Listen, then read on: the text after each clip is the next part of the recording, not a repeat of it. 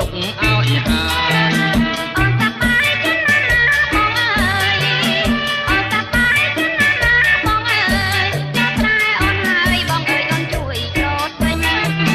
ច្រូតស្រីជួយទីច្រូតស្រីច្រូតស្រីជួយទីច្រូតស្រី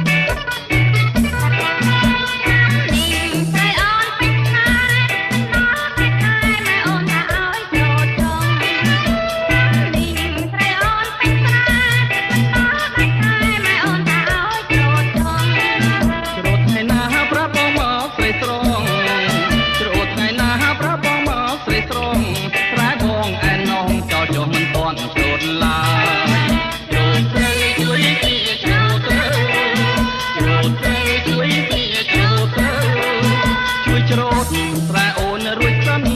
បបបែនរួចកិនកាដាក់ជរុកឲ្យហើយ